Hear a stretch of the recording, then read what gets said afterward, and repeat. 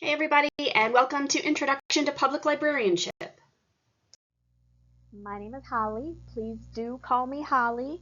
I'm Holly Hibner, and I don't have a PhD. I have an MLIS, so I'm an adjunct instructor for this semester.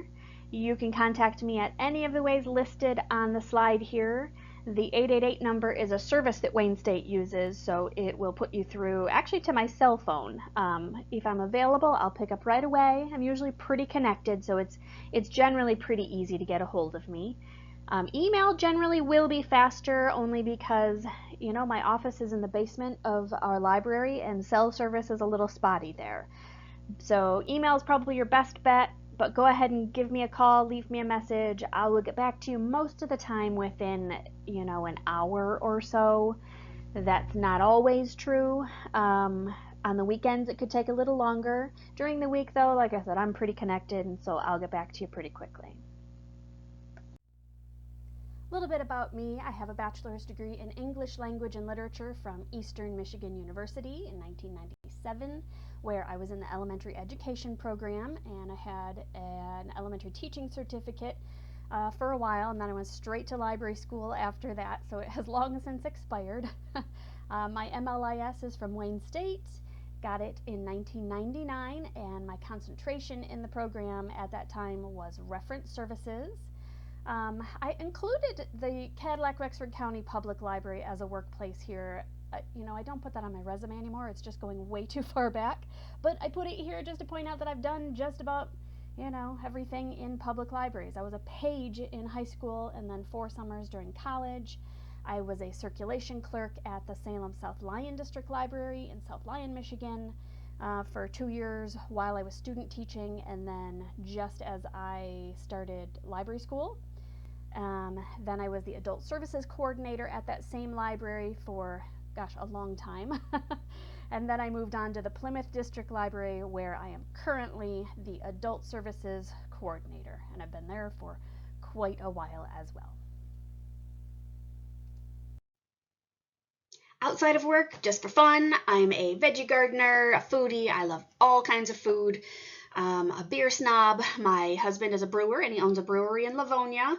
I love all kinds of music, but I'm definitely a bit of a metalhead. More progressive metal than death metal, but I do love bands like Iron Maiden and Mastodon and Slipknot. But I've also been seen at concerts like Sarah McLachlan and the Indigo Girls too, so I'm very open-minded about music for sure. I was the co-creator of a blog called Awful Library Books with my colleague Mary Kelly from 2009 until 2023. In 2023, we stopped publishing new posts and just turned it into an archive. So 14 years was a very long time to keep that going. And it was great, but we decided in 2023 to move on to other things and just keep the blog online as an archive of what we call the best of the worst. So check it out at awfullibrarybooks.com if you have time. I'm interested in getting to know you as well, and also giving you opportunities to get to know each other. So for our student introduction exercise, here are just some questions that you can answer. Don't feel limited by these questions. Tell us anything you want us to know about you. This is worth 5 points, and it's really kind of a nice way to get to know who's in the class this semester. So this is the approved course description written by Wayne State University. The second paragraph there is exactly what I intend to do. This class provides library and information science students with knowledge of the history, organization, and function of public libraries and the skills necessary to deliver the wide range of services unique to this challenging area of librarianship. The textbook for this class is Library Programs and Services by Greenwell and Evans, as pictured here. As textbooks go, it's pretty good. However, you could do the entire class without the textbook. Every module includes lots of links to articles and webinars and other resources, and anything I think is profound from the textbook is quoted on the slides. The course does not follow the textbook in order from beginning to end. We'll be jumping around a lot. There are some topics I want to expose you to before the group project starts so that you can incorporate some of that information into your proposals. Those are some of the later chapters in the book.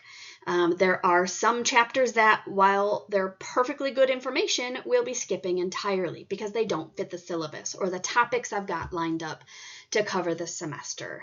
So I know when I was in library school, I didn't necessarily buy or use all the suggested textbooks, and you can definitely be successful in this class without it.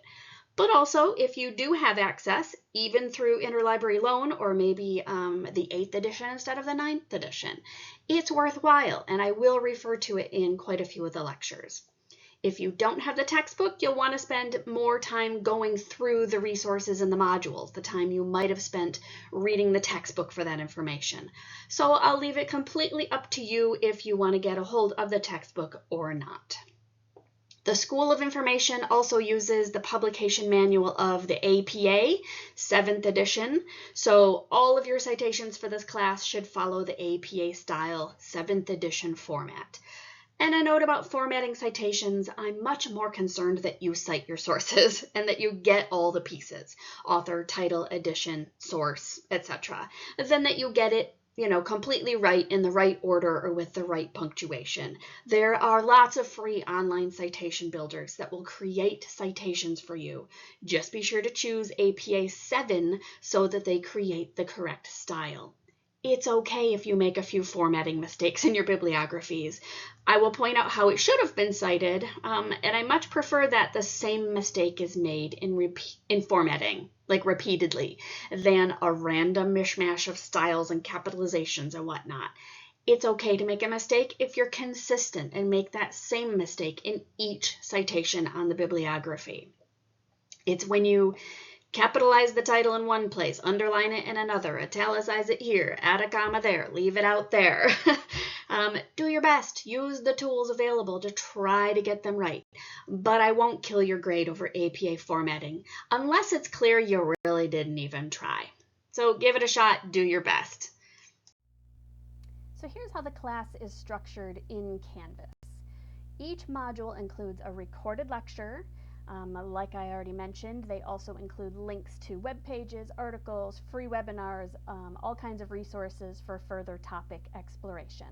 Some modules have more extras than others. I certainly don't expect you to go through every single item that's linked in every single module. It's a lot.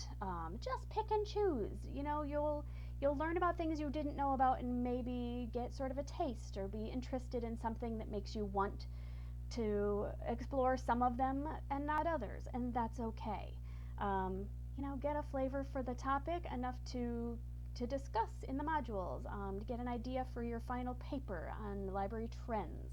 There's more in each module. Like I said, I don't expect you to do every single thing. I won't stop you, but it's not expected that you do every single thing. Some of the modules include a discussion board for the assigned weekly discussions. If there's a discussion board due that week, it's linked right into the module. And the assignments, same thing. They're loaded into the module for the week in which they are due. The assignments this semester. There is the group assignment. Wayne State always likes to encourage instructors to include a group assignment. A side note, I don't like picky work. I don't like assignments just for the sake of assignments. So all of the assignments in my class have a practical application. They mimic work that you will likely be expected to do as a public librarian. So the committee experience is the group assignment. You will form a committee and propose something. Look, I've been on all kinds of committees in my library over the years. I've been on the staff in-service committee, large event committee, strategic planning committee, collection diversity Diversity Committee. I'm currently on the Facilities Committee. There are all kinds of committees that you can expect to be a part of throughout your career. So your committees will propose something. There's a whole list of topics you can propose on the assignment page. Things like going fine free, or adding a staff member to the library, like a social worker or an early literacy specialist, for example. Reorganizing a space or adding a new collection. There's a whole list of things you can choose from. The proposal is an oral presentation. The course objectives include practicing different styles of communicating. And in a real public library job, you can be expected to present material to your coworkers in a staff meeting, to your department head, maybe to the library board. I'm asked to present to the library board a few times a year with committee updates, department overviews. I presented the results of our collection diversity audit to the library board. I facilitate reference department meetings. So your presentation can be whatever format you choose. It could be a PowerPoint with a voiceover like this lecture. It can be a video or whatever your group decides, as long as it's a presentation. Every member of the committee needs to take a turn presenting. Propose your idea as if I were the person approving it or not. The next assignment is an individual assignment, and it's simple. Attend a library board meeting, any library board meeting you want, and then write up a report about your reaction. You can attend in person. If the library has streaming their meetings online, that's great too. I will always invite you to attend board meetings at my library, at the Plymouth District Library. I'll give you the links to our Zoom meetings. Because we do ours on Zoom. You can also come in person. Every semester I have a lot of students who attend our library board meetings. So our board and our director will expect you. It won't be weird, I promise. But if you're interested, if you work in a library and you want to see what your library board meetings are like, or maybe where you live and pay taxes, that's fine too. Pick a library, any library, but it needs to be a live meeting. You get half credit for watching a recording of a previous meeting. So tell me in your reaction, what was it like? There are all kinds of questions you can answer listed on the assignment page to help you structure your paper, like the board members' rapport with each other and with any staff or guests that were at the meeting. What did they talk about? What documents were made available, like financial reports or a director's report? Did they follow Robert's Rules of Order? And what were some of the interesting topics they covered? The paper is meant to be less formal. It's not a research paper. I'm looking for a reaction, and also for your understanding of the roles and responsibilities of the trustees and the director. I've linked to the Michigan Trustee Manual in the module to help you understand if what you witness at the meeting is standard and as expected, or if maybe that library board is missing the mark in some way. The third assignment is a research paper, a formal research paper, APA style, all of it, about a critical issue or a trend in public libraries. My director very often says, I've heard of this thing. How might this work for our library? Look into this thing. Is this something your department might be interested in? So I do this kind of research all the time. My advice here is to focus on the public library angle. Every semester I receive a few papers that are great papers about topics like fandom or collective impact or social workers in libraries, but they focus on those topics rather than how libraries are affected by those topics. So tell me what the implications for public library service and staff are related to those topics. How does fandom relate to programming and collection development and readers advisory and reference service, not just what fandom is? If you can incorporate the topics and resources we've talked about during the semester, all the better. And then there are discussion posts due in most weeks, but not all weeks. I've structured the syllabus to create some focus time for your group work and your larger assignments, as well as work around any university holiday closures. But in weeks when a discussion post is due, I'm looking for a paragraph or so, not a research paper, about what interested you in the lecture, the readings, or something you explored in the module. Again, try to use good grammar and cite any sources you need to give credit to, but the grade is largely based on participation. Did you engage with the content? And a thoughtful reaction to the topic or a resource included in the module. Just a quick note about grading. You're going to want to read the syllabus and the individual assignment pages for details on each assignment. There, it is, explicitly spelled out in the syllabus how the final grade, how many points are for each assignment.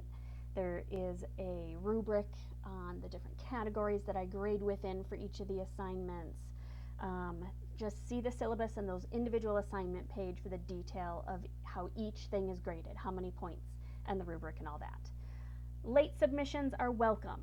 And by that, I'm not welcoming you to submit late. I'm saying that a late submission is better than no submission. It is just 1/10 of a point per day that you submit something late. I get it. Life is busy, life is complicated, and life happens. Sometimes you're just going to submit that assignment or that weekly discussion post or whatever it is a day or two late. 1/10 of a point might just have to be sort of the compromise at sometimes. I'm not judging you as a human being if you get something in a bit late. I might prompt you if it happens too many times in a row. And early in the semester, before some of the bigger assignments get graded, those discussion posts are all there is in the grading. And so when Wayne State asks me to submit the names of students who are failing, and that happens a little, not close to the beginning, not right in the beginning, I don't want to submit anybody's name, so I might nudge you a little bit to get some of those late assignments in so that I don't have to submit your name when that time comes. But a late submission, 1/10 of a point less per day is better than just 0 points. So do what you can. Your effort is always appreciated. I will accept late assignments up to a certain point. There is sort of a statute of limitations on these things. It's not just, on the last day of the semester, submit it all. As an adjunct instructor, I work 40 hours a week in my day job. The grading schedule and the due dates help me to be able to stagger my work so that I can grade things on time. I'm generally a pretty quick grader. I have a quick turnaround on most of the assignments. If you don't hear from me within a couple of days, maybe a week on some of the longer, like that final paper when I have a lot of them to read and they're all, 10, 15 pages each, those can take a little bit longer. But those discussion posts, I grade them as they come in. So it helps me to plan my time and stay on top of things by having due dates. I understand, I get it. If you need to submit a little bit late, it's 1/10 of a point per day. Do what you can. Communication is key. If you know you're going to be late with something, if you know that something drastic has happened, you or your family member is ill, or one semester someone had a small fire at their house. Like, I'm not a monster. I understand that, a house fire trumps a discussion post. I get that. But if I don't know what's going on, I can't be accommodating. So ask for what you need and ask for it ahead of time. If you ask for accommodation the day it's due or the day after it's due, I'll do my best, but gosh, I could have done a lot better for you if you saw it coming. Like if you've got several classes and it's all piling up at once and you need an extra day, just ask. It's usually doable. It's not always doable, and don't take advantage of that, because at some point, I will call you out on it, but I will be accommodating to the best of my ability. I'm generally a very flexible person. Speaking of being pretty flexible, you can work as far ahead as you like in this class. I will publish all of the modules, the assignments and the discussion posts. All of that is published at the beginning of the semester. Work as far ahead as you like. Due dates are not the earliest you can submit, they are the latest that you can submit. If you want to submit, your papers and your, discussion posts early on to get a jump on it, that's great. Just keep in mind that you can't really work ahead on group work because you need the group, that committee experience, and you also can't comment on discussion posts that don't exist. So while you can do your original discussion post as far ahead as you like, you'll need to go back once other people post discussion posts so that you have something to comment on for the other half of those assignments. Wayne State requires that I set office hours at a time when I will always consistently be available. They won't let us just say by appointment only. I tried to choose a time that doesn't penalize the West Coast by being too early, and also a time when I can reliably be available. So just go to the calendar in Canvas and sign up for any weekly appointment between 2 and 3 on Fridays. You can sign up for half-hour blocks there. If no one signs up, I won't log in, but I can be very, very available at other times during the week. Just shoot me an email. We can set up another time. I can be pretty flexible about availability most of the time. There are a few weeks when there are no Friday appointments available. Either I'm on vacation or I have something already scheduled on those days, but again, I'm very, very available and willing to meet with you on other days and times. Just say the word.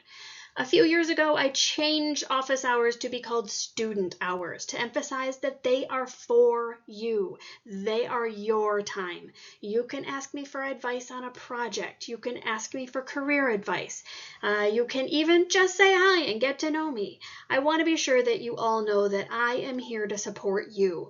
Asynchronous classes can feel isolating, so please reach out if there's any way I can support you and your success in this class. The great thing about adjunct instructors is that we do this job because we like it and because we want to.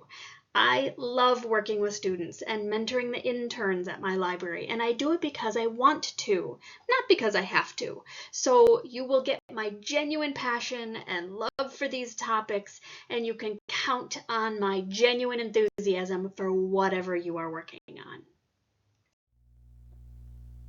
And with that, have a great semester, everybody. Here's a quote from Malcolm X.